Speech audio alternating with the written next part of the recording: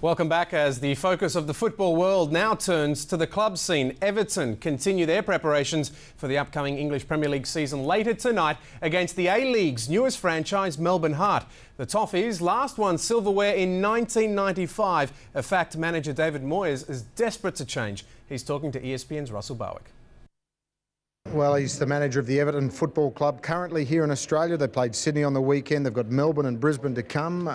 David, it's been an interesting choice of visits and the weather's been less than kind. Yeah, but a choice which we've been wanting to take because coming to Australia, but partly because of Tim Cahill, and also partly because it's a great part of the world. I've never been before, always wanted to come, so when I heard there was a chance of coming, I said, yeah, we'd go for that. OK, obvious question. The big four are always the dominant ones. How close are you to, say, challenging one of the big four, or at least getting up there to 5, 6 or wherever you'd like to be?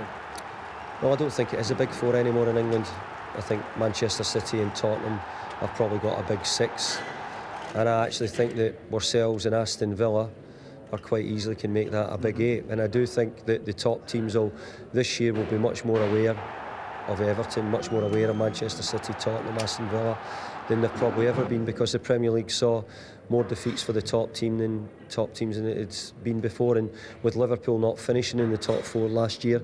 So I actually don't think the Premier League is a top 4 now. I think it's more of an 8, and hopefully we're one of those 8. And it's probably good for the game, because so many years it's been dominated by effectively those clubs. It's now, it's opening up the other clubs to the rest of the world.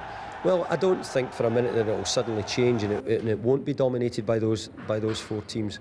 I think those teams will continue to dominate, but I think they'll know there's a lot of pressure from Manchester City, and you see how well Tottenham Hotspur have done. Well, you've got a magnificent endorsement from Sir Alex Ferguson saying that you'd be the man to take over whenever he decides to leave. When you heard that or read that, what did you think? I just thought it was speculation in the newspapers, and you're not saying that was coming from his mouth? No, I think it was just speculation from a journalist. At the end of the day, expectations, you put a number on it where you'd like to finish in the table? I'd like to finish first, but I heard you say the other day it's unrealistic though. Yeah, but I can't turn around and say I want to finish 4th, no. Because you can't do that. The message the players have got to get is first.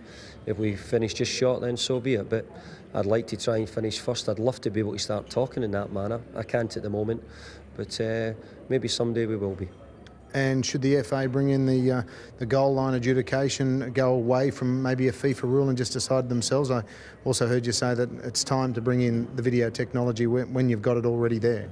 Well, I think it's definitely right that goal line technology should be in. I think it's something which is very simply done at the top level. It's it's cheap. I was going to say it's cheap, but it's not very costly for the top clubs to do, and I think it would help goal line technology. So from my point of view, it should come in. It's very simple. The third eye do it in cricket, and I think they do it in some of the rugby league games as well. So I think football, if the ball hits the underside of the bar and the referee's not sure, play on and wait until the 4th official. If you don't get any call, you just keep playing.